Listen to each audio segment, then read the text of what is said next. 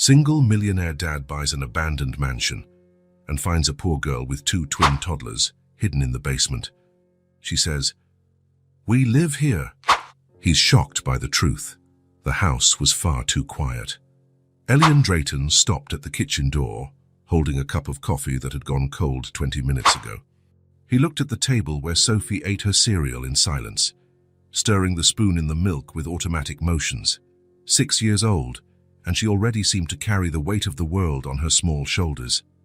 "It's going to be fine at school today," he said, trying to sound cheerful. Sophie only nodded without raising her eyes from the bowl. 2 years. 2 years since Lena died in the accident, and yet her absence filled every corner of that house. It wasn't just the empty chair at the table or the clothes he could never bring himself to donate. It was the silence, the terrible silence that replaced the laughter, the conversations, the plans. Sophie used to be different. She talked non-stop, made up crazy stories, laughed at anything. She woke up singing, asked questions about everything, hugged Elian when he got home from work. Now, she barely opened her mouth. At school, her teachers said she was polite and quiet, a polite way of saying the girl had shut the world out. And Elian, well, he wasn't doing much better. Work had become his refuge. Numbers, spreadsheets, endless meetings, anything to keep his mind busy and away from memories. His construction company was growing, profits were up, but he felt like he was only pretending to live. "Dad needs to leave earlier today," he said, washing his cup at the sink. "The nanny will pick you up from school." Sophie nodded and kept stirring her cereal. Mornings were always like that. Few words, mechanical gestures, a heavy emptiness between them. Elian remembered how Lena used to turn breakfast into a small party. She made funny pancakes, told terrible jokes, brushed Sophie's hair with love. The kitchen was full of life. Now it felt like a museum. On his way to the office, Elian thought about how much had changed. Before the accident, he used to come home eager to see his family. Lena always had something new to tell him. Sophie would run to show him her newest drawing. The three of them would eat dinner together, watch movies, make plans for the weekend. Now he came home and found a girl who hardly spoke, ate dinner alone, and went to bed way too early. The house was a place he needed to be, not a place he wanted to be. At the office, Marcus, his business partner, was already waiting with a stack of papers. "The shopping mall project is behind schedule," Marcus said bluntly, "and we have 3 clients wanting urgent quotes." Elian nodded and dove into work. That was how it went every day. Problems to solve, decisions to make, fires to put out, and it worked. For a few hours, he could forget that he'd go home later and find Sophie eating silently. But that day was different. Marcus knocked on the office door around 3 in the afternoon, holding a yellow envelope. "This arrived for you. Looks official." Elian opened the envelope without much expectation. Legal documents were routine, but when he saw the contents, he grew interested. It was about a property, a mansion on the outskirts of the city that had been placed in a judicial auction. The price was ridiculously low for the size of the land. "Do you know this place?" he asked Marcus, showing him the photos. "I've heard of it. The Whitmore family house. It's been abandoned for about 15 years. Huge property, interesting architecture." Elian studied the images. It was an imposing mansion with Victorian-style architecture and a vast piece of land. Even in the faded photos, you could see the potential. With renovations, it could become a luxury hotel. The location was perfect, far enough from the city to offer peace, but close enough to attract guests. And the price? The price was too tempting to ignore. "I'm thinking about checking it out," he said. Marcus laughed. "A hotel now? You barely have time to eat lunch properly." "That's exactly why. I need something different, something to pull me out of this routine." That wasn't the whole truth. The truth was more complicated. Elian felt like he was drowning in his own life. Work, home, sad Sophie, then work again. A cycle that led nowhere. Maybe a new, challenging project would help him focus on something beyond the constant pain. Lately, he'd been thinking he needed to do something. Anything. Life couldn't go on like this forever. Sophie deserved more than a dad who was just existing. She deserved someone who was actually living. That night, After Sophie went to bed without saying goodnight, as always, he sat studying the mansion's documents. The property had 12 bedrooms, 5 bathrooms, a library, a wine cellar, and even a conservatory. The grounds included gardens and a small wooded area. It was the kind of place Lena would have loved to explore. She always talked about buying an old house and restoring it, turning it into something special. Old houses have character, she used to say. They just need someone to care for them again. Elian closed his eyes, recalling the sound of her voice. Maybe this was a way to do something she would approve of. Maybe it was just a desperate attempt to find a purpose. He wasn't sure, but something inside him wanted to try. The next day, he called the auctioneer and made an offer. "Do you want to visit the property first?" the man asked. "No need," Elian replied, surprised by his own decision. "I accept the terms." The transaction was quick. Within a week, he was officially the owner of an abandoned mansion he had never seen in person. Marcus thought he had lost his mind. Buying a house without even visiting? That's not like you, Elian. And it really wasn't. The old Elian would have researched for months, made detailed reports, calculated every possible risk. But the old Elian also didn't wake up every day feeling like he was just surviving. Over the following week, he found himself thinking about the mansion at random moments, in traffic, during meetings, while preparing yet another silent dinner for Sophie. It was as if, for the first time in a long time, he had something concrete to lean on. A project, a goal, something beyond the routine that was consuming him. Sophie remained the same, quiet during meals, polite but distant, lost in thoughts she never shared. Elian constantly wondered if he was failing as a father, if he should seek professional help, if drastic changes might help or make things worse. The truth was he no longer knew how to reach her. He tried talking, but she responded with single words. He tried doing activities together, but she took part without enthusiasm. It was as though an invisible wall separated them, built by a grief neither knew how to process. At least at work, things ran smoothly. Projects advanced, clients were satisfied, the company thrived. It was the only area of his life where Elian still felt competent, but it wasn't enough.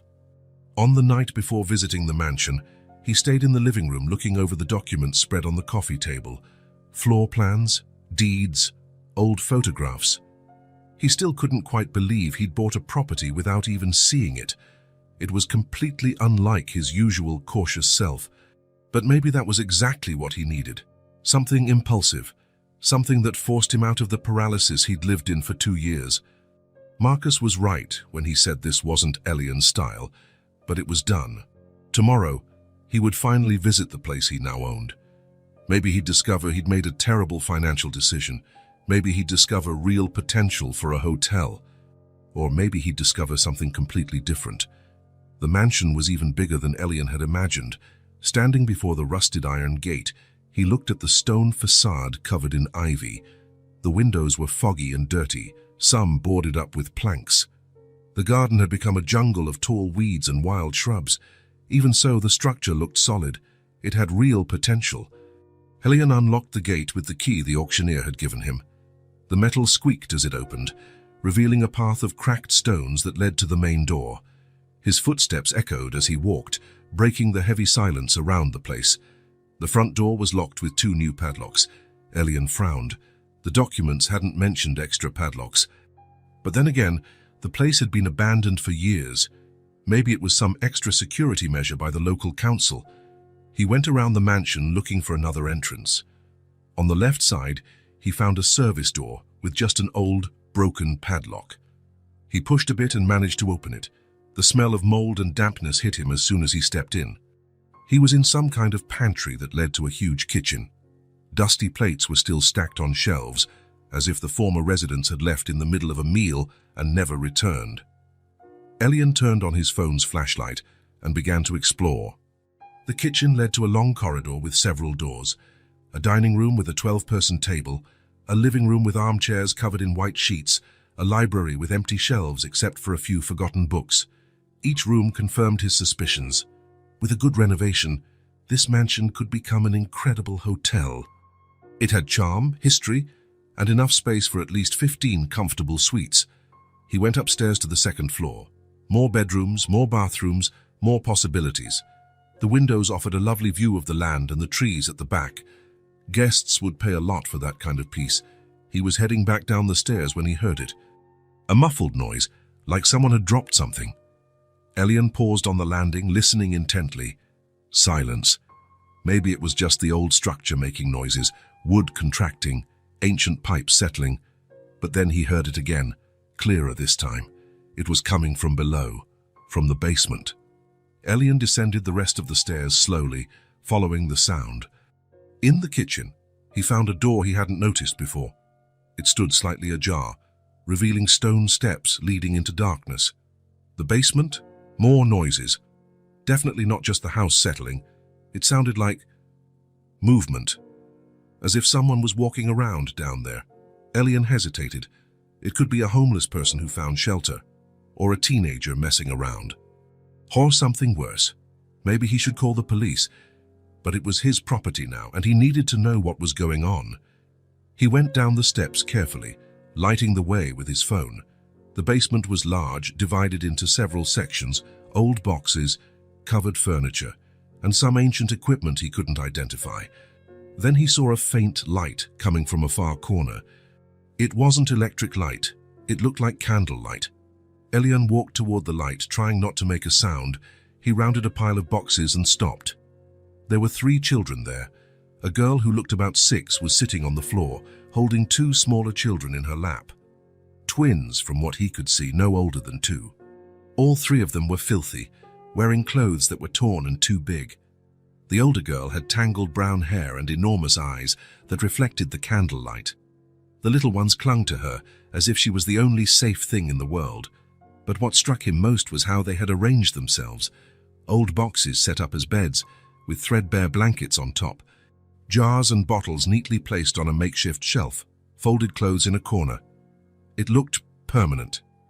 Elian was paralyzed. He hadn't expected this. He didn't know what to do. The older girl saw him and shrank back, pulling the twins closer to her. But there was a certain steadiness in her gaze that took Elian by surprise. "Please, don't call the police," she said in a small but resolute voice. "We live here." Elian lowered his flashlight to avoid blinding her. "How long have you been here?" "More than a month. Since before the last big rain." "More than a month." They weren't casual trespassers or lost children. They'd been making this basement their home. "Where are your parents?" The girl lowered her eyes. "No, Dad. And Mom died before we came here." The simplicity of her statement hit Elian like a punch. There was no drama, no tears, just a terrible acceptance from a child who learned far too young how cruel life could be. "How did you find this place?" "We were walking and saw that the back door was kind of open. It looked like a safe place to sleep. So we stayed." Elian looked around at their setup again. It showed logic and care. The girl had built a system to survive with 2 toddlers. "What are your names?" "I'm Amelie. These are Luna and Chloe. They're twins. And you take care of them." Amelie nodded seriously. "Someone has to." "They're little." 6 years old, taking care of 2 two-year-olds. It was impossible. Yet it was happening right in front of him. "Do you have food?" Amelie hesitated. "We manage. There are places to get stuff, and sometimes people are nice." Hunger. They'd been living in constant hunger. One of the twins, Luna or Chloe, he couldn't tell, started crying softly. Amelie immediately began rocking her, making soothing sounds. "Shh, it's okay. Amelie's here." The way she cared for her younger sisters was heartbreaking. Far too much responsibility for someone so little, but she was dealing with it all alone for over a month. "Why didn't you look for help? People who could take care of you?" Amelie looked at him with a mix of fear and distrust. "We tried before, but they wanted to separate us. Said I was too young to take care of them. But I can take care of them. I know I can." There was deep pain in those words. Someone had tried to separate the sisters before. "Don't you have anybody else?" "No family." Amelie shook her head. "It's just us 3. We take care of each other." Elian crouched to be at their level. The twins pulled closer to Amelie, but she kept staring at him with surprising courage. "Are you going to send us away?" she asked. The question was direct, with no beating around the bush, as if she was already bracing for the answer. Elian had no idea what to say. Legally, they were trespassing. In practice, they were 3 abandoned children in dire need of help. When did your mom die? 2 months ago. She got sick and couldn't get out of bed. One day, she just wouldn't wake up anymore. 2 months. Amelie had been caring for the twins alone for 2 months, and you've been on your own ever since. We stayed in the building where we lived with Mom for a few weeks, but the landlord said we had to go because we couldn't pay, so we came here.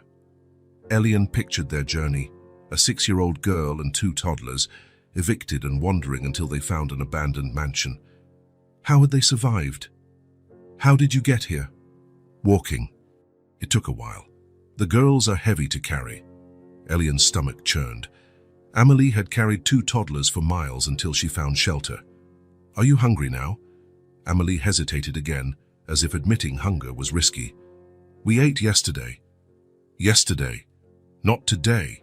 Elian stood up, his mind racing. He didn't know what to do, but he knew he couldn't just walk away and pretend he hadn't seen them. I'll think of something. Amelie nodded, without much hope. Okay. We understand if you don't want us here. It's your house now.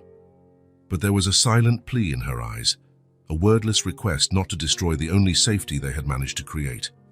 Elian climbed the stairs on shaky legs. He left the mansion and stood in the overgrown garden, trying to process what he had just seen. 3 children living in the basement of his property for over a month, a 6-year-old girl keeping 2 toddlers alive on her own. This wasn't a temporary situation. They had made that basement their home. They had a routine, an organization, a survival system. It was his property, his responsibility to decide what to do. But it wasn't a simple decision. Nothing about this was simple. Elian got into his car and drove home on autopilot, his mind completely overwhelmed by the image of those 3 children in the basement, by Amelie's determined eyes, by the way the twins clung to her. He arrived home still shaken. Sophie was in the living room doing homework, silent as always. He watched her for a moment. She was 6, like Amelie. But Sophie had a home, food, clean clothes, school. She had someone to care for her, even if he wasn't the best father in the world. Amelie had a cold basement and 2 younger sisters to keep alive. The unfairness of the situation filled him with anger. Anger at the world, at the circumstances, at his own helplessness in the face of a situation he didn't know how to solve. He prepared dinner mechanically. Sophie ate in silence, as always. He barely touched his food. His mind kept returning to the basement, to Amelie's determined eyes, to the twins who depended on her completely, to her question, "Are you going to send us away?" That night, after Sophie went to bed, Elian sat in the living room thinking, he could call social services in the morning. That was the protocol, the right thing to do. But Amelie said they'd already tried to separate them before. What if it happened again? What if the sisters were placed in different families? What if Amelie lost the only people she had left? There were too many variables, too many things that could go wrong.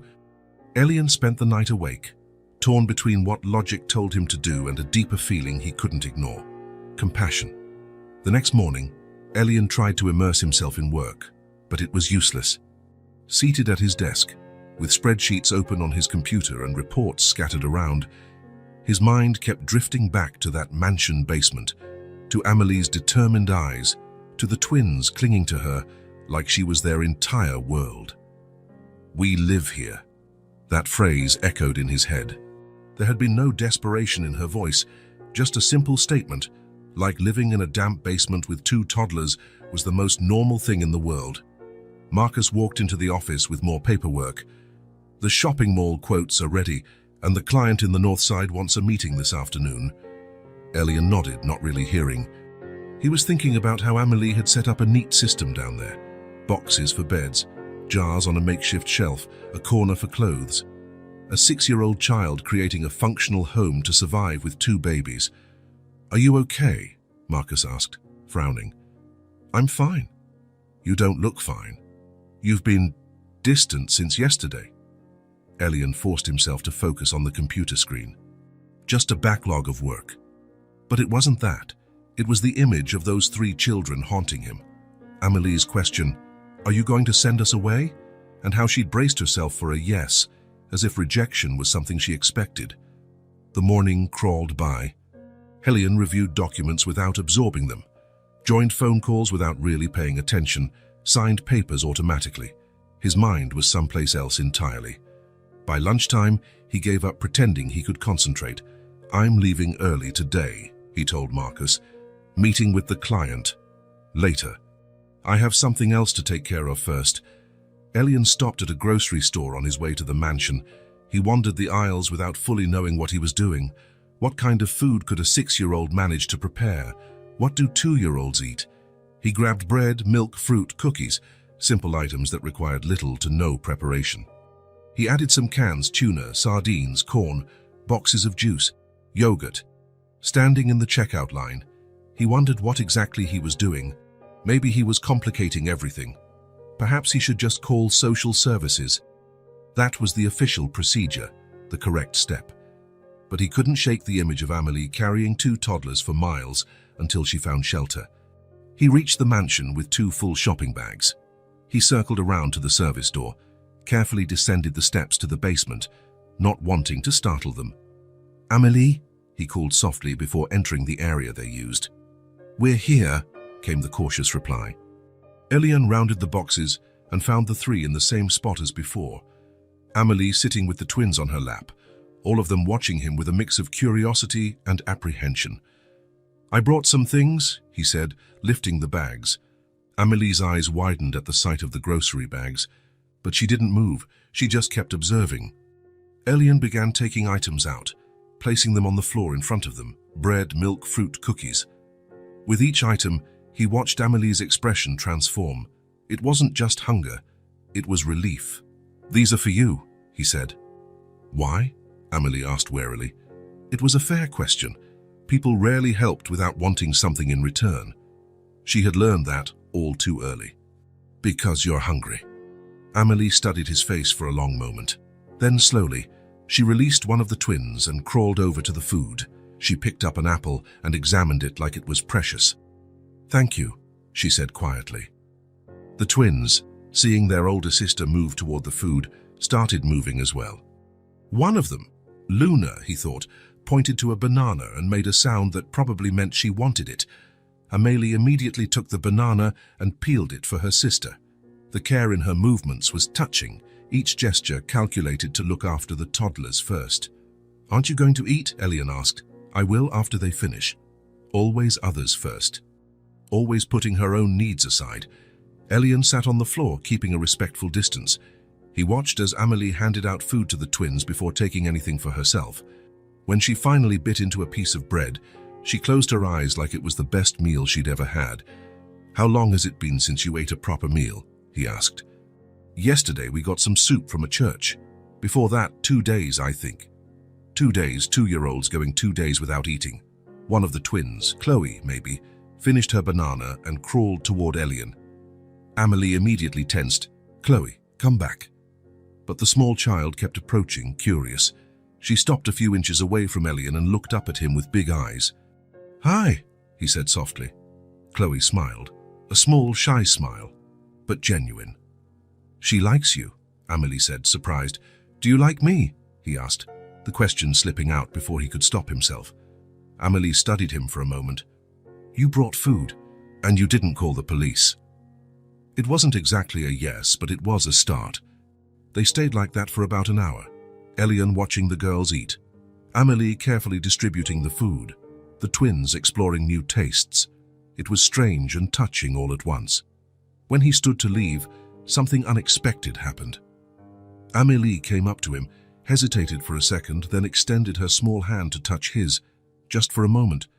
Her fingers were thin and cold, but the gesture was deliberate. "Thank you," she said again. The touch lasted only a moment, but something changed. It was as if she had decided he was safe, at least for now. "I'll come back tomorrow," Elian said. Amelie nodded. "We'll be here." On his way home, Elian wondered what on earth he was doing. He had no plan, no idea where this was headed. He only knew he couldn't forget those children. The next day, he returned with more food. This time, he also brought some old blankets from his house. The basement was cold, and the girls had only scraps to cover themselves. Amelie greeted him with less distrust. The twins already seemed to remember him. Luna even reached out her arms when she saw him. "I brought blankets," he said. "Why do you keep coming back?" Amelie asked as she examined the thick blankets. "I'm not sure," Elian answered honestly, and it was true. He didn't fully understand what drew him to that basement every day. Maybe it was the way Amelie cared for her sisters. Maybe it was the sense of responsibility he felt after finding them, or maybe something deeper. "Do you have kids?" Amelie asked.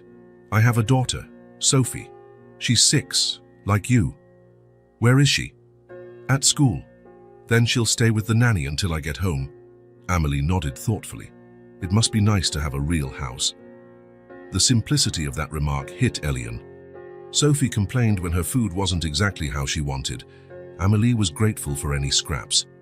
"Would you like me to fix this area up a bit?" he asked impulsively. Amelie looked at him intently. "What do you mean?" "Clean. Bring more things. Make it more comfortable. You'd let us stay?" The question came loaded with cautious hope, as if she didn't want to hope too much but couldn't help it. "For now, yes." Amelie smiled, the first real smile he'd seen on her face. "We'll help. We know how to work." Over the next few days, Elian established a routine. He left the office a bit earlier, stopped by the supermarket, then headed to the mansion. He brought food, cleaning supplies, and items to make the basement more livable. Amelie helped with everything: sweeping, organizing, caring for the twins while he cleaned higher areas. She was incredibly mature for her age, but sometimes she slipped into childlike moments. She laughed when the twins did something funny, hummed quietly while she tidied up. During one visit, he brought a basin of warm water and soap so they could bathe. The twins were overjoyed at the warm water, laughing and splashing as Amelie washed them gently. "They haven't had a warm bath in a long time," Amelie explained, watching her sisters play. "And what about you?" "I take a quick bath when they're sleeping, with cold water from the faucet upstairs." Elian noticed that Amelie always put the twins first, in food, baths, comfort, always the little ones first. "You deserve care too," he said. Amelie looked at him in surprise, as if that idea had never occurred to her. "Someone has to take care of them. And who takes care of you?" She didn't answer, just kept washing Luna's hair. On another visit, Elian brought clothes. He had gone to a children's store and bought some basics. He wasn't sure of their sizes, so he got a range. Amelie held a clean t-shirt against her chest like it was made of gold. "Is it really ours?" "Yes, it's yours." She helped the twins try on the new clothes. Chloe giggled when she saw her reflection in a puddle wearing a pink t-shirt. Luna clapped when she managed to put on the small sneakers. It was during these moments that Elian saw the child beneath Amelie's burden. She smiled at the twins' happiness, made funny faces to make them laugh. "Tell me about your mom," he said one day. Amelie's face closed up slightly. "Why?" "I'm just curious. You don't have to talk if you don't want to." Amelie was silent for a moment, watching the twins play with the wooden blocks Elian had brought. She was nice, always tired but nice. She worked nights cleaning offices. During the day, she slept a little and then took care of us. "What about the twins' father?" "Never met him. Mum said he left when he found out there would be 2. "And your dad?" Amelie shrugged. "I don't know who he is. Mum never talked about him." 3 little girls, each with their own story of abandonment. "When did she get sick?" "About 4 months ago. She started coughing a lot, then couldn't work anymore. We couldn't pay the rent." "How did you survive?" "Mum sold the stuff in our apartment: TV, fridge, furniture. When there was nothing left, we ate whenever we could." Amelie recounted everything with a terrifying calm, as if hunger and despair were just facts of life. Near the end, she was in bed all the time, couldn't even stand up. "I took care of the twins. How old were you?" 5. I turned 6 last month. 5 years old, taking care of 2 babies while her mother slowly died in the next room. On the last day, she called me over and said I was responsible for the twins now, that I had to always take care of them and keep us together. Amelie looked at the twins, who were trying to stack the blocks. The next day, she didn't wake up anymore. I waited 2 days for her to wake up. Then I realized she never would. What did you do? We stayed in the apartment until the landlord came and kicked us out. Then we started walking, slept in parks, under bridges, in store doorways, until we found this place. The journey she described so simply was actually an odyssey of survival, a 6-year-old girl keeping 2 toddlers alive on the streets. You never thought about asking for help? I did. Once we went to a police station, but they wanted to send the twins one place and me somewhere else. They said I was too young to care for them. And you ran away. Yes. Mom said to keep us together. That's what I'm doing. The determination in her voice was astounding. No doubt, no hesitation, just an absolute certainty that her mission in life was to protect her sisters. During these conversations, Elian began to understand what was happening inside him. It wasn't just pity or social responsibility, it was something deeper. Amelie reminded him of himself right after Lena died, the feeling that he had to be strong for Sophie, that he couldn't break down because there was someone smaller depending on him. The difference was that he had resources, support, structure. Amelie had only her own determination, and he was seeing how strength could exist even in a 6-year-old child. His visits became daily. Elian rearranged his schedule at work to have time to go to the mansion every day. Marcus started asking questions, but he avoided answering. The basement was becoming livable. Elian installed some lamps, brought rugs, and organized a separate area for each purpose. A corner for sleeping, one for eating, a space for the twins to play. Amelie helped with everything, always carrying one of the twins or keeping both close. She never let them out of her sight. "Do you trust me now?" he asked one day. Amelie considered the question seriously. "I think so. You keep coming back, and you don't lie." "How do you know I don't lie?" "People who lie talk too much." "You talk little." Her observation made him laugh. It was true. He was always sparse with words. "And you like it when we're happy," Amelie added.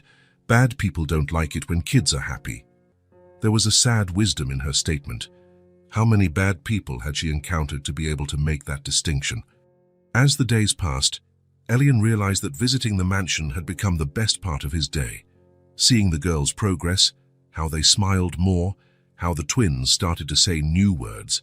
Luna had learned to say Eli, her version of Elian. Chloe would get excited whenever he showed up.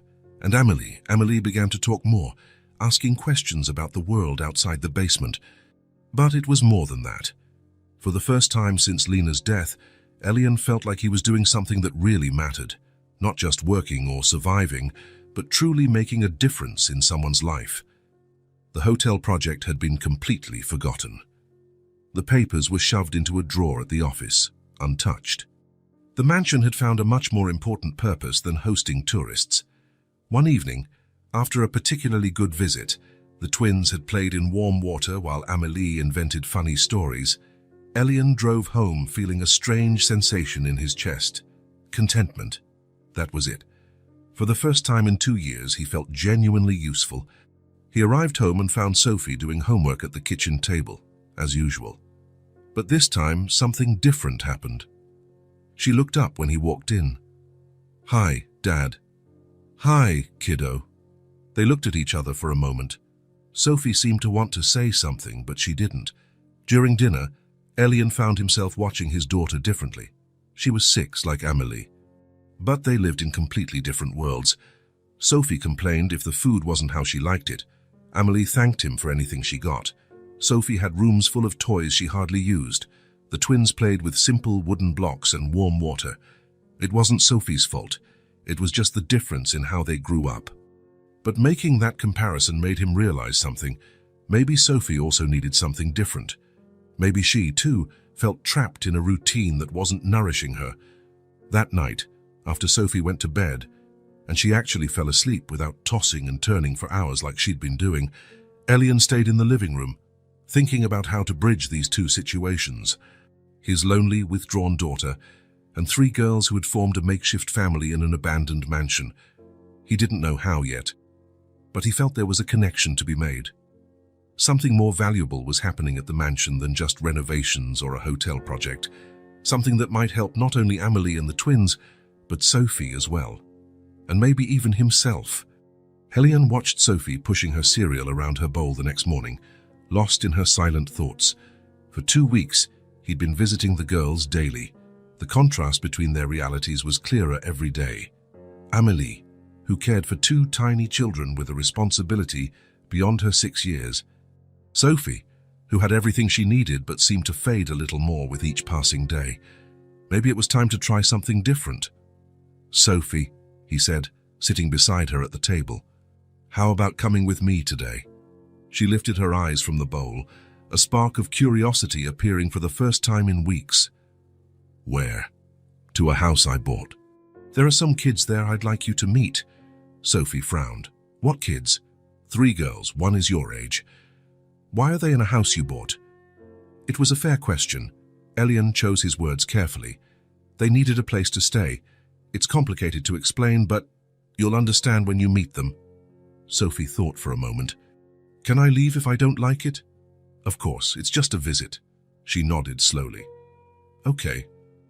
In the car on the way to the mansion, Sophie stared out the window quietly. Elian wondered if he was doing the right thing. The situations were so different it might be awkward for everyone. But something in his gut said this meeting could be important. He didn't know how or why, he just felt it. "The girls have been through difficult things," he explained while driving. "They might seem different from your school friends." "Different how?" "More serious, more cautious. They had to grow up too fast." Sophie nodded without asking more. They arrived at the mansion and Elian parked near the side entrance. Sophie looked at the building curiously. "It's huge." "Yeah. One day it might become a hotel. And the girls live here." "For now, yes." Elian guided Sophie through the service door and down to the basement. The place was unrecognizable compared to 2 weeks earlier. Clean, organized, with rugs on the floor and lamps that gave it a cozy feel. "Amélie," he called before they reached the corner where they stayed. "I brought someone to meet you." "We're here," came the familiar voice. They rounded the neatly stacked boxes and found the 3 girls in their usual spot, Amélie sitting with the twins close by. All of them looked curiously at the girl Elian had brought. Sophie stopped behind her father, half hiding. "This is Sophie, my daughter," Elian said. "Sophie, this is Amélie, Luna, and Chloe." Amélie stood slowly, assessing the situation. The twins clung to her legs, a bit scared by the stranger's presence. "Hi," Amélie said simply. Sophie didn't answer right away. She was looking around, taking in the makeshift space, the neatly folded clothes in a box, the simple toys spread on the floor. "Hi," she finally said, in a quiet voice. Elian felt the tension in the air. 4 little girls studying each other, trying to figure things out. "You're about the same age," he said, trying to break the ice. Amélie nodded. "Do you go to school?" she asked Sophie. "I go to Riverside School." "That's nice. I'm not going to school right now." "Why not?" Amélie hesitated, looking at Elian to gauge how much she could say. "It's complicated," she finally answered. Sophie accepted that answer without pressing. She kept observing the twins who peeked out from behind Amélie. "Are they sisters?" Sophie asked. "They're twins, Luna and Chloe. They look alike." "They do, but they're different. Luna talks more, Chloe laughs more." As if to prove the point, Chloe giggled when she heard her name. Sophie almost smiled. Almost. Elian sat down on one of the rugs he'd brought, indicating Sophie could do the same. She settled next to him, still taking in everything. "How did you get hurt?" Sophie asked, noticing a scratch on Amélie's arm. "Oh, I tore it on a fence when I was looking for..." Amélie stopped, glancing again at Elian. "Looking for what?" Sophie insisted. "Food," Amélie said simply. Sophie frowned. "Food? In a fence?" "No, behind the fence." Sometimes people throw away good stuff. The silence that followed was heavy. Sophie was processing what she'd just heard. "You don't have food at home?" "We live here now," Amélie explained. "Your dad brings us food." Sophie looked at Elian with an expression he couldn't decipher. "Dad, can I talk to you?" They stepped aside, still within sight of the other girls. "They don't have a home?" Sophie asked quietly. "Not exactly. What about their parents?" They have no parents. Amelie takes care of the twins by herself. Sophie looked back at the three. Amelie sat down again, Luna in her lap, Chloe playing with wooden blocks beside them. She's 6 like me. Yes. And she's taking care of 2 little kids on her own? Yes. Sophie was silent for a long moment. That's really hard. It's very hard. They returned to the others. Sophie sat on the rug, this time a bit closer. Do you know how to draw? She asked Amelie. A little. Why? I like to draw. I brought paper and pencils in my backpack. Elian was surprised. Sophie hadn't mentioned she'd brought drawing supplies. She hadn't drawn at home for months. Sophie took a folder out of her bag, along with a box of colored pencils. Amelie gazed at the pencils as if they were treasure. So many colors, she said, amazed. Do you want to use them? Sophie offered. Amelie hesitated. Really? Sure. Sophie opened the folder and took out 2 sheets of paper. She handed one to Amelie along with half the colored pencils. What do you want to draw? Sophie asked. I'm not sure. What are you going to draw? I haven't decided yet. They sat side by side, each with her own sheet. Elian watched, fascinated at how Sophie seemed more alive than she'd been in months. There was color in her cheeks, interest in her eyes. Amelie held the pencils carefully, as if they were fragile. She chose a light blue and started drawing something that looked like a sky. Sophie picked a green pencil and began drawing grass. Are you making a garden? Amelie asked. I think so. What about you? The sky. I like looking at the sky from here. You can see it through the small windows. Sophie glanced up, noticing the tiny basement windows that let in a bit of light. It must be pretty at night. It is. Sometimes we see stars. The twins inched closer, curious about what the older girls were doing. Luna pointed to the pencils and said something that sounded like pretty.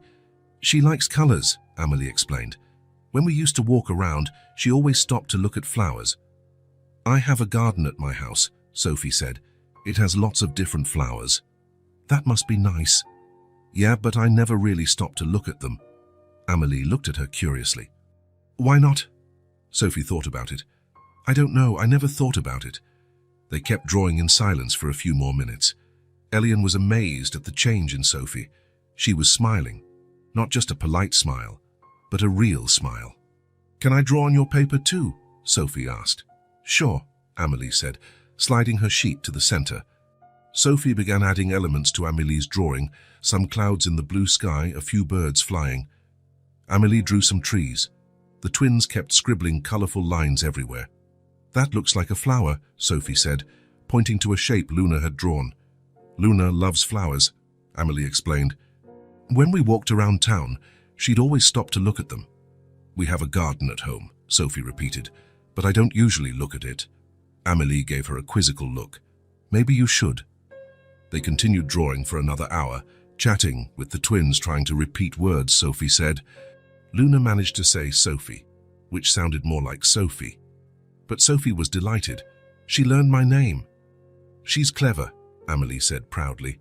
They both are. When it was time to leave, Sophie seemed reluctant. Can we come back? She asked her dad. If you want to. I do. Sophie turned to Amelie. Can I leave my colored pencils here? For you and the girls to draw when I'm not around. Amelie's eyes widened. Really leave them? Yeah, I have more at home. Thank you. Amelie approached and gave Sophie a quick hug. Spontaneous, genuine. Sophie returned it, and for a moment it seemed they had known each other for years. Bye, Luna, bye, Chloe, Sophie said to the twins, who waved their little hands. In the car on the way home, Sophie was quiet for a few minutes. Elian let her process everything she'd experienced. Then, out of nowhere, she burst into laughter. It wasn't a small, polite laugh. It was spontaneous, free, full of life. What is it? Elian asked, surprised. Luna tried to eat the red pencil. Amelie took it out of her mouth and she made the funniest face. Sophie laughed again at the memory. Elian's heart raced. When was the last time Sophie laughed like that? When was the last time she told him something about her day with such excitement? Not since Lena's funeral. Not since that terrible day 2 years ago had Sophie laughed so spontaneously and carefree. "Amelie's nice," Sophie went on. "She takes such good care of her sisters and they really love her. They do. It must be hard to take care of two little kids. Very hard. But she makes it seem normal. Like it's natural." Elian nodded, thinking about how Amelie really did make it look natural. Responsibility, care, protection, all woven into her personality so seamlessly. "Dad?" "Yes?" "Are they going to stay there forever?" The question caught him off guard. He hadn't thought in terms of forever. He'd been taking it one day at a time, trying to help as he could. "I don't know, Sophie. It's complicated." "Complicated how?" "There are rules about where children can live, people who decide these things." Sophie was thoughtful. "What if those people say they can't stay together?" "I don't know what would happen." "That would be bad. They need to stay together." The certainty in Sophie's voice surprised him. In just one afternoon, she'd grasped something fundamental about those three girls. "Why do you think they need to stay together?" "Because they love each other. It's obvious. And Amelie promised to take care of her sisters. Separating them would be like breaking a family. Breaking a family." At 6 years old, Sophie was pointing out the heart of the issue. "You're right. So we have to help them stay together. Sophie already counted herself in the solution. They got home, and Sophie got out of the car with more energy than Elian had seen in months. During dinner, she talked about Luna and Chloe, how different they were despite being twins, and about the drawings they'd made together. "Amelie said Luna loves flowers," Sophie remarked. "Can I bring some from our garden next time?" "Sure. And maybe some toys I don't use anymore, for the twins." Elian watched his daughter speak with excitement about something for the first time in 2 years. It was as if a light had switched on inside her. That night, after Sophie went to bed and she actually went to sleep, no tossing and turning, Elian sat in the living room reflecting on what he'd witnessed. Sophie had found something in that basement he couldn't give her at home. Purpose, connection, a feeling of being useful to someone else. Or maybe it was simpler than that. Maybe she'd found other kids who understood what it was like to lose someone important, who knew life could be more complicated than it should be. Whatever it was working. For the first time since Lena's death, Elian felt his heart truly opening, not just for Amelie and the twins, but for all the possibilities unfolding. Maybe he could help those girls in a more permanent way. Maybe he could create something that would benefit everyone involved. Maybe he could build a family where there had only been survival. Sophie's spontaneous laughter in the car echoed in his mind. That simple sound had changed everything for him. His heart was beginning to open to possibilities he hadn't known existed. Mornings in Elian's house changed completely. Where once there had been heavy silence and mechanical gestures, now there were movement, voices, life. The alarm rang at 6:30, but it was barely necessary. Luna and Chloe woke up naturally with the sun, and their morning babble served as an alarm for the whole house. Elian had transformed the old study into a bedroom for the three girls. 2 small beds and a pull-out bed, all with colorful sheets that Sophie had chosen herself. Amelie slept in one of the small beds, the twins shared the other, and Sophie insisted on sleeping on the pull-out bed whenever she could. "It's like camping," she explained, "only better because it's every day." On that Tuesday morning, Elian went downstairs and found Amelie already awake, sitting on the living room floor playing with the twins. She always woke up first, an instinct developed during her months of caring for her sisters alone. "Good morning," he said, noticing how Amelie smiled when she saw him. 2 weeks ago, she would only nod when he appeared. Now she smiled, a small but genuine smile. "Good morning, Elian. They woke up just a little while ago." "And you? Did you sleep well?" "I did." Amelie was still tight-lipped about herself, but she looked more at ease. Her shoulders weren't constantly tense anymore, always poised to defend her sisters from danger. Elian began preparing breakfast, a routine he'd learned for 4 children instead of just 1. Oatmeal for the twins, cereal for Sophie, toast for Amelie, who still ate slowly, as if she couldn't quite believe there was enough food. Sophie showed up in her pajamas, hair a mess, rubbing her eyes. "Are the girls up yet?" "They are." They're in the living room with Amélie. Sophie ran to the living room. Elian heard laughter from there and smiled. Sophie laughing first thing in the morning was still something he was getting used to. He went back to focusing on breakfast, cutting fruit into small pieces for the twins, heating the milk to the right temperature, setting aside vitamins the pediatrician recommended. 2 weeks of intensive medical appointments had confirmed that all 3 girls were surprisingly healthy, given everything they'd been through. Luna was slightly underweight, Chloe had mild anemia, Amélie needed some dental care, nothing that couldn't be fixed with proper attention. "Elian," Sophie yelled from the living room, "Chloe's trying to say a new word." He left the food on the stove and walked in. He found the 4 girls sitting in a circle on the living room rug. Sophie and Amélie on either side, the twins in the middle. Chloe was pointing at Sophie, making sounds that almost formed a word. So. Chloe struggled, concentrating hard. "She's trying to say Sophie," Amélie explained proudly. "Sophie," Chloe finally managed. Sophie clapped her hands, thrilled. "She said my name, Amélie, she said my name." The excitement was contagious. Luna tried too, and soon the twins were competing to see who could say Sophie more clearly. Elian watched them with a tightness in his chest, the good kind, a joyful ache, a sense of family. "Breakfast is ready," he announced. "We're coming," Sophie called, helping Amélie lift the twins. Each girl had her spot at the kitchen table, Sophie next to Amélie, the twins in special chairs Elian had bought, and Elian himself seated across from them, coordinating the logistics of the meal. "Luna, don't throw food on the floor," Amélie said gently, wiping her sister's hand with a towel. "I'll help," Sophie offered, grabbing another towel to clean Chloe's hands. The natural way they cared for each other amazed Elian every day. Sophie had become a dedicated older sister, and Amélie had relaxed enough to allow others to help with the twins. "I'll drop you 2 at school today," Elian said to Sophie and Amélie.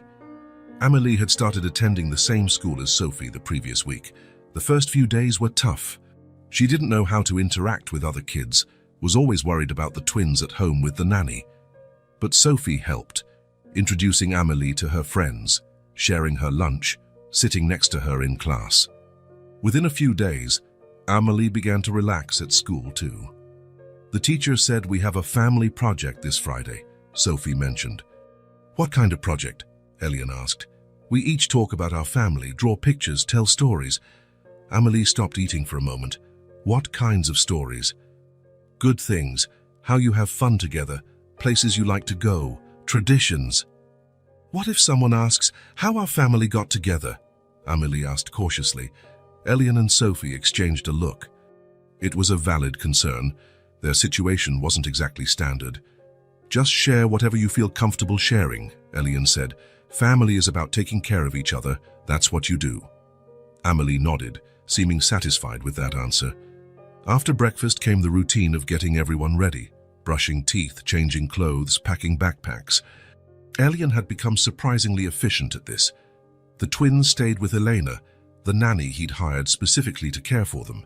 Elena was an experienced woman who had fallen in love with the twins from day one. "They'll play in the backyard if it doesn't rain," Elena said, picking Luna up. "And Chloe is almost saying water properly." "Wawa," Chloe shouted as if to prove it. "Almost," Luna laughed, clapping her hands. Their morning goodbyes had become a ritual. Sophie kissed the twins' cheeks. Amélie hugged them tightly and whispered something in each twin's ear. Elian offered a funny handshake that made them all giggle. In the car on the way to school, Sophie and Amélie discussed their plans for the day. Amélie was starting to like art class. Sophie was excited about a science project. "Can I tell people at school I have twin sisters?" Sophie asked. "Sure," Amélie replied. "They really are your sisters now." The ease with which they referred to each other as sisters still astonished Elian. It hadn't been forced. No one explained it. It just happened. After dropping them off, Elian went to the office. Marcus no longer asked questions about Elian's changed schedule. The projects continued. Clients were happy, but Elian was clearly dividing his attention. "Is the mansion project shelved?" Marcus asked one morning. "What project?" "The hotel." "The mansion you bought." Elian had all but forgotten the idea of a hotel. The mansion now served a much more important purpose as the place where all of this began. "It won't be a hotel," he said simply. "Then what?" "A country house for my family." Marcus nodded without pressing. He already understood that Elian's life had changed fundamentally. Afternoons were devoted to picking up the girls from school and returning home to more family routines. Snacks, homework for Sophie and Amélie, playtime with the twins, dinner, bath, bedtime stories. Elian had learned how to manage it all, how to prepare snacks Amélie liked. She still preferred simple flavors and distrusted fancier foods, how to pack school bags the night before so nothing would be forgotten, how to handle the twins' cries when they were tired. Luna responded to music, Chloe needed to be held. And how to celebrate the laughter. Sophie laughing at Luna's attempts to count to 5. Amélie laughing when Chloe tried to mimic her sounds. The twins laughing at anything and everything, simply for the joy of it. The house was always full of sound now. Footsteps running up and down the stairs, animated conversations during meals, music playing while they did homework, the TV softly showing cartoons for the twins. It was the complete opposite of the heavy silence that had filled the house for 2 years. One Thursday night, as he prepared the twins for their bath, Elian realized he hadn't thought about work all day. He hadn't obsessively checked emails or taken paperwork home, hadn't stayed up late doing spreadsheets. Instead, he'd been thinking about Amélie's upcoming birthday. She would turn 7 in 2 weeks, about how to teach the twins to use regular cups instead of bottles, and about which school they should attend when they were old enough. He was thinking like a dad, not an executive who happened to have kids. His main priority was caring for these small people who depended on him. During dinner that night, he watched each of the girls. Sophie ate normally, talking about her PE class. Amélie helped Chloe use her fork properly. Luna tried to drink milk without spilling it. "Dad," Sophie said suddenly, "can I tell you something?" "Of course." "Today at school, Emma asked me what it's like to have 3 sisters. I told her it's the best thing in the world." Amélie smiled. "Really?" "Yeah, I used to feel lonely, even with Dad around. Now I never feel lonely." Elian's chest tightened. "I'm sorry you ever felt lonely. It's not your fault. It's just, the house was so sad after Mom died. Now it's happy again." The simplicity of her observation was perfect. The house really was happy again. After dinner, while the twins played in the living room and Amélie did homework at the kitchen table, Sophie helped Elian wash dishes. "Dad?" "Yes? Is Amélie going to live here forever? Do you want her to?" "Yes. And the twins too." "Why?" Sophie thought as she dried a plate. "Because now we're a family, and families stay together." That was exactly it. They had become a family, not by blood, but by care and choice. That night, at bedtime, Elian made his usual rounds, checking that the twins were tucked in, making sure Amélie had water beside her bed, verifying that Sophie had brushed her teeth. As he left the room, Sophie called him. "Dad?" "Yes, sweetie?" "Can I tell you a secret?" Elian came back and sat on the edge of the pull-out bed where Sophie slept. "Of course." Sophie glanced over at Amélie and the twins, who were already asleep. "I always wanted siblings," she whispered. "Even before Mom died, I asked you guys to have more babies. Now I have sisters. And when I'm with them, I'm not sad." The words struck Elian like a lightning bolt.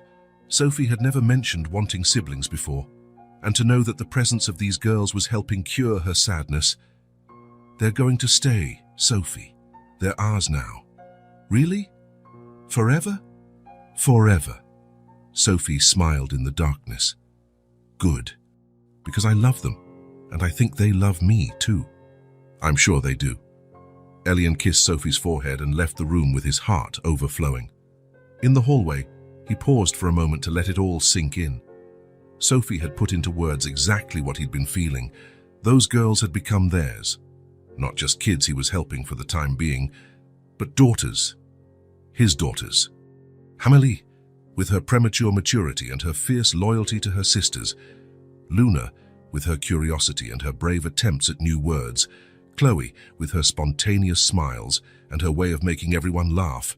And Sophie, who had found joy again through her love for her new sisters.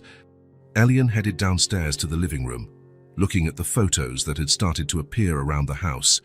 Pictures of Sophie and Amélie doing homework together, the twins playing in the yard, all four girls painting a mural in their bedroom.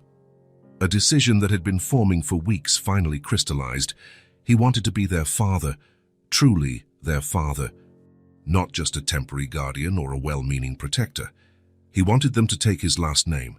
He wanted to be the one they called whenever they needed something. He wanted to be there for every birthday, graduation, and important moment in their lives. He wanted them to know, without a doubt, that they belonged somewhere permanent, that they had a family that would never abandon them. The next day, he would reach out to a lawyer specializing in adoption. It was time to make official what was already real in their hearts. It was a Saturday afternoon, when Elian decided to quickly stop by the office to pick up some documents. The girls were at home with Elena, and he planned to catch up on a few tasks he'd let pile up during the week. "Can I go with you, Dad?" Sophie asked when she saw him grab the car keys. "Me too," Amélie asked, looking up from the book she was reading. "Won't you be bored? I'm just grabbing some papers." "We've never been to your office," Sophie said. "Oh, we want to see where you work." Elian smiled. "All right, but Luna and Chloe will stay with Elena. We won't be long." In the car, Sophie and Amélie chatted excitedly about what they expected to find at the office. Sophie had been there a few times when she was younger, but Amélie had never seen it. "Is it a tall building?" she asked. "Medium tall." "Our company's on the 5th floor." They arrived at the commercial building, and Elian used his key card to enter. The lobby was quiet, only security lights on. They took the elevator to the 5th floor. "Drayton and Associates." Sophie read the sign on the door. "Your name's on the door, Dad." Elian unlocked the door and turned on the lights. The office was modern, with glass desks, large computers, and well-maintained plants. Several architectural models were displayed on shelves. "Wow," Amélie whispered, looking around in awe. "It's so fancy." "Thanks. That's my office back there." He pointed to a glass door at the end of the hallway. The girls followed him while he headed to his desk. Sophie immediately went to the window to see the city view, but Amélie stopped at the doorway, observing everything carefully. Elian sat in his chair, searching for the documents he needed, contracts to review, budgets to approve, things that could wait, but he preferred to take care of them. "Dad, from here you can see our school," Sophie called from the window. "Really?" "Show Amélie." Amélie walked toward the window, but paused when something on the bookshelf behind Elian's desk caught her eye. It was where he kept some technical books and a few personal photos. There was a picture of Sophie as a newborn in the hospital, another of Sophie at about 3 years old in the park, and a photo of Lena holding baby Sophie, both smiling at the camera. Amélie stared at that last photo. She went completely still, as if she'd seen a ghost. "Dad," Sophie called from the window, "aren't you coming to see?" "I'm almost done," Elian replied, still sorting papers. Then he noticed Amélie hadn't moved. She stood there, transfixed by the photo of Lena. "Amélie, are you okay?" She didn't respond right away. She kept her eyes on the photo with an expression Elian couldn't decipher. "Amélie," he repeated, getting up and walking toward her. "This woman," Amélie said softly, pointing to the picture. "Who is she?" "That's Lena, Sophie's mom, my wife. She died." "Yes, 2 years ago." Amélie kept gazing at the photo for a few more seconds. Then she turned to Elian with an expression that baffled him. She gave us food once." Elian felt his entire world tilt. "What?" "That woman, she gave us food one day, me, my mom, and the twins. She bought bread and juice. She smiled. I never forgot." Elian's heart pounded. It couldn't be a coincidence. "When? Where?" "A long time ago. The twins were so little. We were on the street near a bakery. Mom was sick and couldn't work. We were really hungry." Amélie looked back at the photo. "That woman came out of the bakery and saw us. She went back, bought bread and juice, and handed it to Mom. She smiled at me and said everything would be okay." Elian had to hold onto the desk. His legs were shaking. "Are you sure?" "Yes. I never forget kind faces. She was very kind." Sophie had come closer and was listening. "Mom helped you." "Yes, we were so hungry, and she came out of nowhere, like an angel." Elian remembered it vaguely. Lena sometimes came home from shopping telling him she'd helped someone on the street, especially children. She could never ignore people in need. He recalled a specific day, maybe 8 or 9 months before the accident, when Lena had returned saying she'd met a family with small children who were really struggling. She'd bought them food and worried about them for days. "Oh my God," he whispered. "What is it, Dad?" Sophie asked. "Your mom. She planted the seed of this story. Without knowing it, she connected our family long before I found you in the mansion." Amelie furrowed her brow. "What do you mean?" "If your mom hadn't helped you that day, maybe you wouldn't have survived long enough for me to find you in that basement. Your mom saved you so you could save Sophie." The connection was impossible to ignore. Lena had helped these children nearly a year before she died, and now these same children had rescued Sophie from sadness and isolation. "She was really your wife?" Amelie asked, still processing. "She was, and she would have adored you all. She seemed nice in the photo, and when she helped us, she was the kindest person I've ever known." Sophie approached the photo and touched it gently. "Mom helped Amelie and the twins." "She did. It's like she knew they'd be important to us."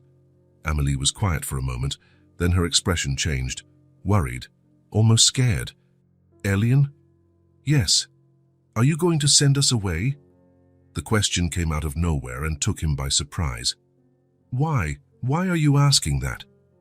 "Because now you know we met your wife before. Maybe that's weird. Maybe you think we shouldn't be here." Elian understood her fear. Amelie worried the link to Lena might make everything seem manipulated or strange rather than natural. He knelt in front of her, meeting her eyes. "Amelie, listen to me. Never. I will never send you away." "Really? Really? Do you know why?" Amelie shook her head. "Because you saved Sophie.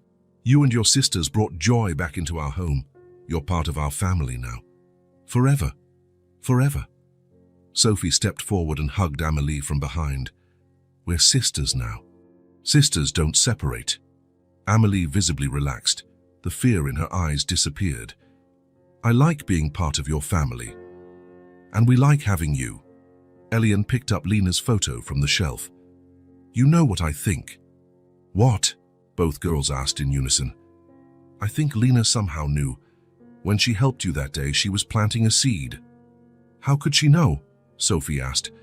"I don't know. Maybe she didn't consciously know, but her heart did." Amelie looked at the photo again. "Do you think she'd be happy that we live with you now?" Elian smiled, tears in his eyes. "Absolutely. She would love seeing Sophie laugh again. She'd love seeing you safe and cared for." "Dad," Sophie spoke. "Yes? Can we put a picture of Mom in our room so Amelie and the twins can know her better?" "Sure. I have some more at home we can use." On the drive back, Amelie was quieter than usual. Elian noticed her thoughtful expression in the rearview mirror. "What are you thinking about?" he asked. "Your wife? How strange it is that we already met her." "Strange how? A good kind of strange, like we were meant to be part of your family."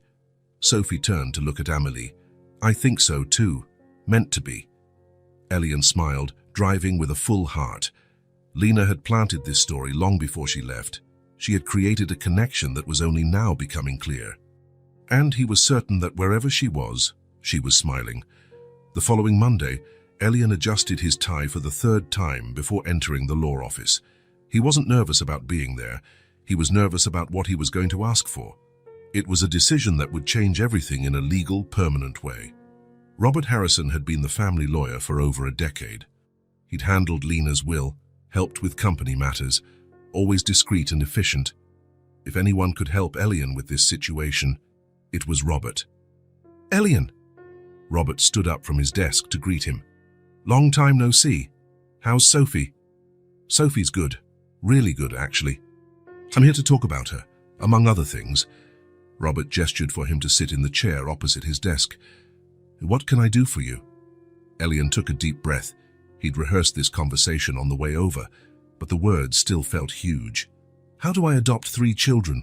Robert blinked a few times, clearly not expecting that. I'm sorry. 3 girls ages 6, 2 and 2 sisters. I want to adopt them officially. Robert leaned back in his chair, processing the information. Elian, that's very specific. Can you give me some context? For the next half hour, Elian told him everything, how he found the girls in the mansion, how he started caring for them, how they integrated into the family, how Sophie had blossomed with her new sisters, and now, the discovery that Lena had once helped them. Robert listened intently, taking occasional notes. I see, he said when Elian was done. Have the authorities been informed of the current situation? Not officially yet. I know I need to sort this out. That's why I'm here. Robert nodded thoughtfully. All right, let's talk about the process. Adopting 3 children at once is complex but not impossible, especially since they're siblings and you've already shown you can care for them. Elian leaned forward.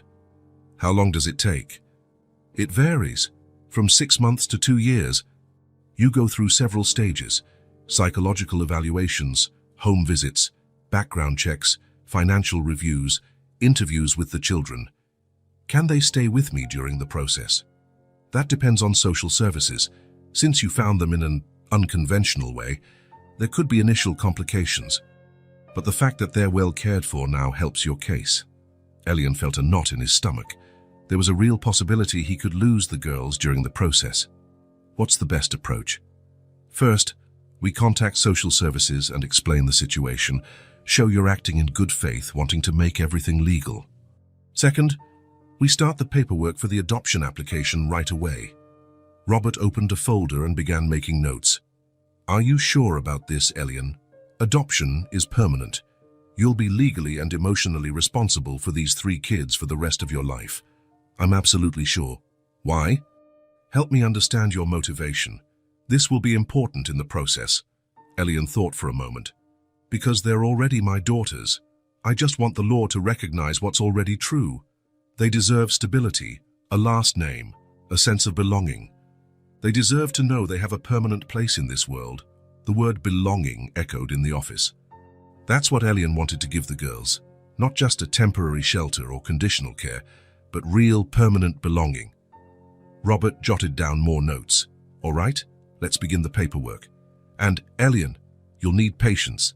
The system is slow, but it's designed to protect the children. The following weeks were a whirlwind of documents, phone calls and meetings. Robert contacted social services, explaining the situation and requesting an official evaluation. The first home visit was scheduled for a Tuesday morning. Elian was more nervous than he cared to admit. Will they ask a lot of questions? Sophie asked at breakfast. Probably, but just questions to understand how our family works. What if they don't like how we live? Amélie was quiet, but Elian could see the worry in her eyes. You've done nothing wrong, he said, addressing Amélie especially. We're just trying to make official a family that already exists. The social worker arrived right on time at 9. Margaret Chen was an Asian woman in her 50s, professional but not unfriendly. Mr. Drayton, I'm Margaret Chen from Child Services. Please, come in. The girls are excited to meet you. Margaret stepped inside and surveyed the environment. Elian had learned to see the house through a stranger's eyes. Clean, organized, clearly set up for children. Toys in the right places, family photos on the walls, proper chairs at the dining table. This must be the famous zoo, Margaret remarked, smiling at a drawing on the fridge. Sophie and Amélie made that together. They love to draw. In the living room, all 4 girls were on the couch, Sophie and Amélie on either side, the twins in between, looking like a natural unit. Girls, this is Mrs. Chen. She's here to talk to us about our family. Hi, Sophie said politely. Hi, echoed Amélie, more cautiously. The twins just watched with curiosity. May I sit with you? Margaret asked. The girls made space on the couch. Margaret sat and immediately noticed how Amélie instinctively pulled Chloe closer. You're Amélie, right? I hear you take very good care of your sisters. Amélie nodded. Somebody has to. And now, Mr. Elian helps take care of everyone, right? He takes care of us all, Sophie answered. And we take care of each other. Margaret took notes while she talked to the girls, asking about their routines, what they liked to do together, how they felt in the house. "Are you happy here?" she asked them directly. "Very," Sophie answered right away. "Yes," Amelie said quietly but firmly. "And you too?" Margaret turned to the twins, who obviously wouldn't fully understand but whose reactions she was observing. Luna pointed at Elian and said, "Daddy!" clear as day. Chloe clapped and repeated, "Daddy! Daddy!" Margaret smiled genuinely for the first time. "I see." She spent 2 hours in the house, observing interactions, asking questions, making notes. Elian tried to act natural but was obviously tense. Throughout that time, Margaret watched the family's harmony, how Sophie helped Amelie with words she was still learning in English, how Amelie automatically wiped Chloe's face when she got juice on herself, how Elian knew exactly which toys would calm Luna when she got fussy. It was a functional family, not perfect but happy. Most importantly, truly happy. When it was time for the social worker to speak with him alone, Margaret led him into the kitchen. "Mr. Drayton, may I ask why you want to adopt these 3 children?" The question he'd been ready to answer for weeks. "Because my daughter is smiling again," he said simply. "Because they taught me what it means to be a father." Margaret raised an eyebrow. "Could you elaborate?" "After my wife died, Sophie and I were just surviving, existing. When I found Amelie and the twins, when they joined our family, everything changed. Sophie started being a child again. I started being a real dad again. And the girls? What did they gain? Security, stability, a chance to be kids instead of just survivors." Margaret made more notes. "You understand adoption is more than offering shelter. It's a lifelong legal, emotional and financial commitment." "I understand completely. That's exactly what I want. I don't want them as my wards or my dependents. I want them as my daughters. Why? Because they already are. I just want the law to recognize that." Margaret studied his face for a long moment. "Mr. Drayton, in 20 years of doing this, I've seen many situations, some sad, some inspiring. This home, this family is special." Elian felt cautious relief. "Is that good?" "Very good. The children are clearly happy, healthy and well-adjusted. Sophie has flourished dramatically. Amelie has relaxed while keeping her special bond with the twins. The twins are developing normally. So what's next? I'll recommend that the adoption process move forward. There will be more visits and assessments, but from what I see, this is a functional family that just formed in an unusual way." As Margaret stood to leave, she paused by the living room to say goodbye to the girls. "It was lovely meeting you all," she said. "Will you come back?" Sophie asked. "Yes, a few times, while we make official what's already real." Amelie watched Margaret closely. "Are we allowed to stay?" "If it's up to me, yes. You belong here." When Margaret left, the house stayed quiet for a few minutes. The girls were processing her visit. Elian was processing the implications. "Dad?" Sophie broke the silence. "Did she like us?" "She liked you a lot." "How do you know?" "Because she saw what I see every day. A family that loves each other." Amelie approached him. "You really want to adopt us? Forever?" "I really do. Do you 3 want me to adopt you?" Amelie looked at the twins, then at Sophie, then back at him. "We're already your family. But it'd be nice to have it on paper, too." That night, after the girls were asleep, Elian called Robert. "How was the first assessment?" "Better than I expected. She's going to recommend that we proceed." "Excellent. That speeds things up. How long do you think it'll take now, with a positive recommendation?" "Maybe 6 to 8 months, especially since the children are already settled and happy."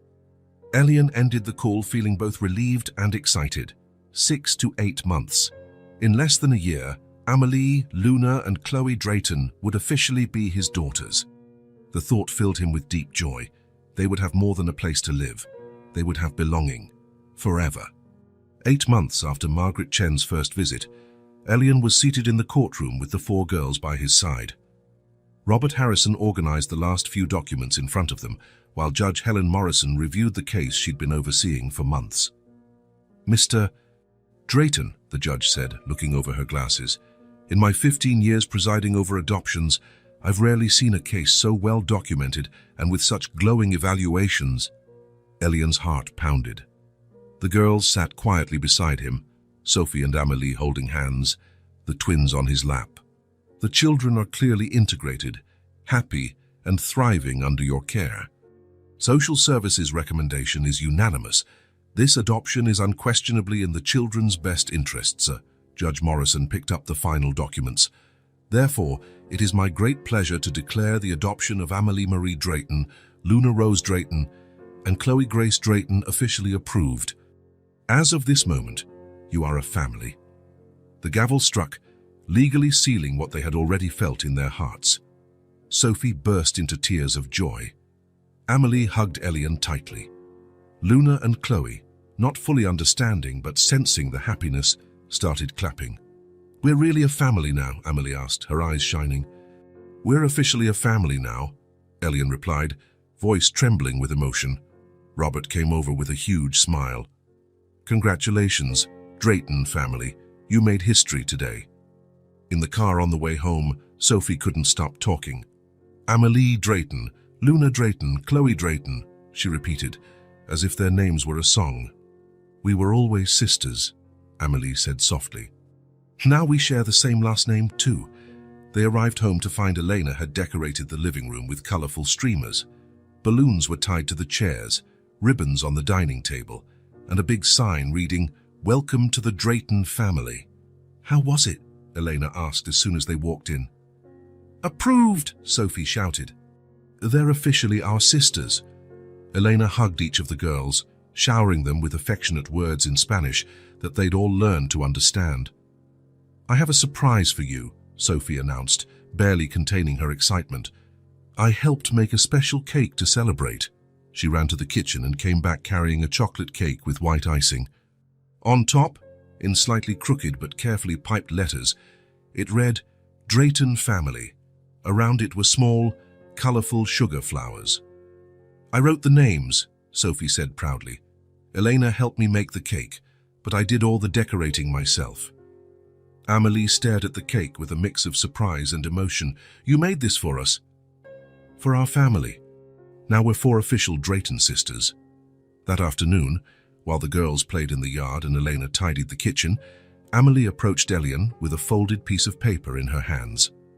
"I wrote something for you," she said shyly. Elena helped me with some tricky words. Elian unfolded the paper to find a letter in a careful, childlike handwriting.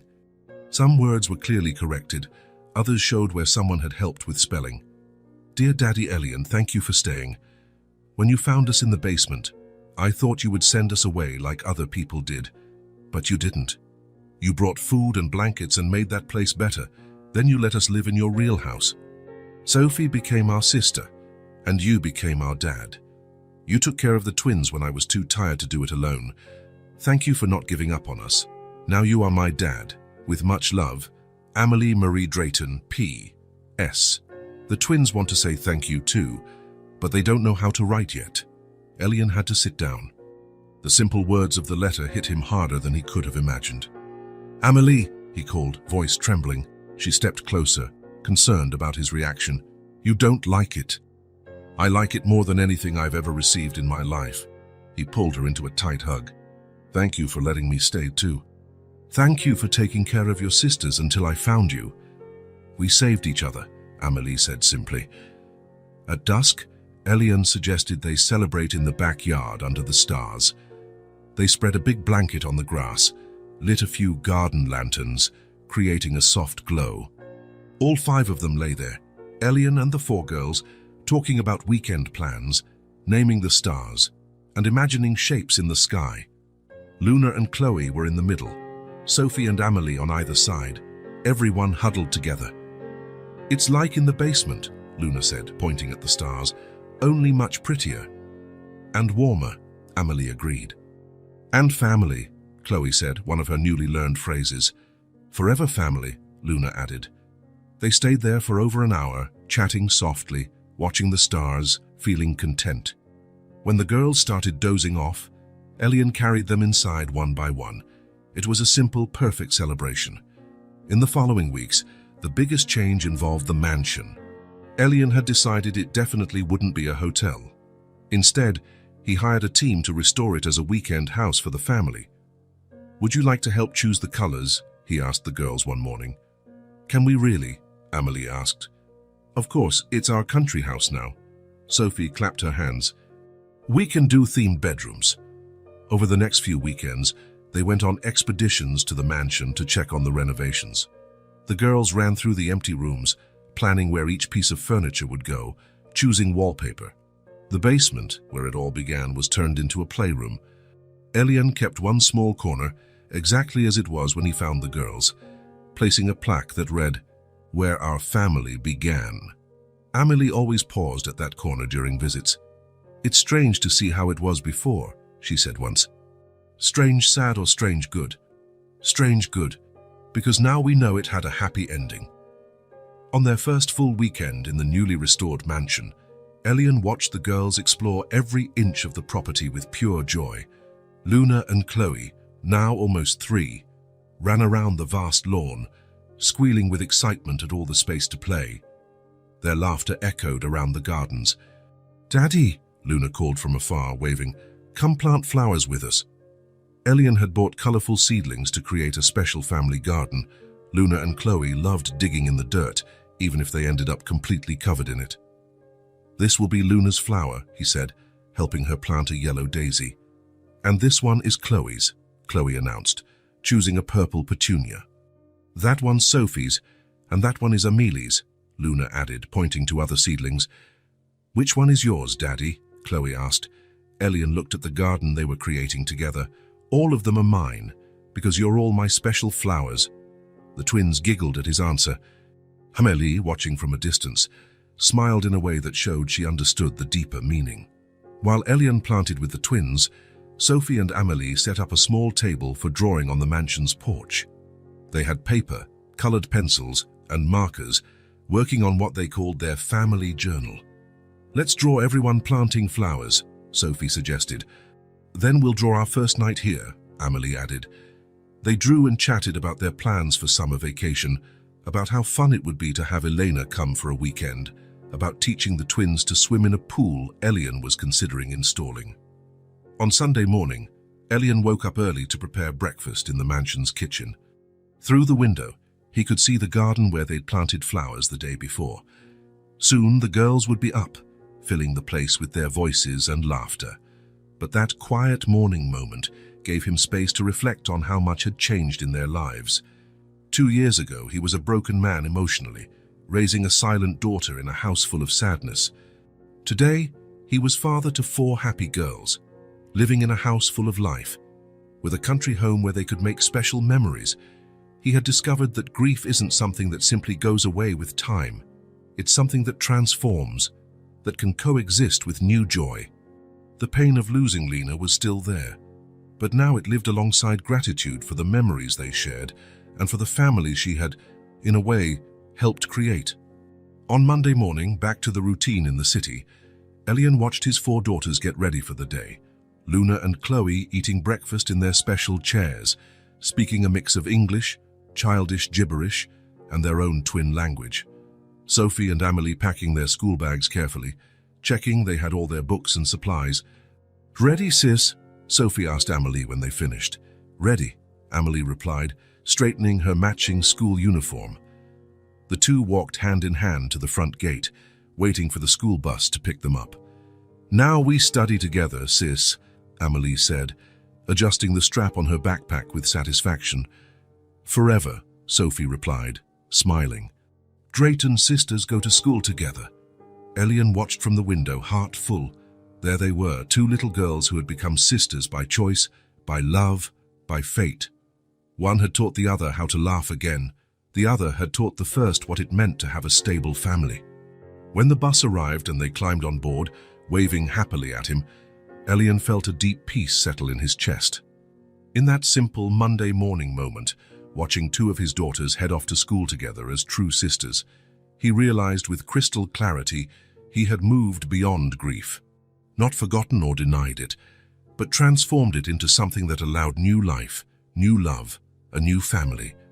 A new family had risen from the ashes of sorrow, and it was alive, complete, and truly happy. Luna walked into the living room carrying a picture book. "Daddy, read us a story." Chloe ran in after her. Happy family story. Elian sat on the sofa, and the two toddlers settled on either side of him. He opened the storybook, but as he looked at his daughters and at the lively house around them, the smiling photos on the walls, he knew one thing for sure. He didn't need fairy tales. He was living his own happily ever after.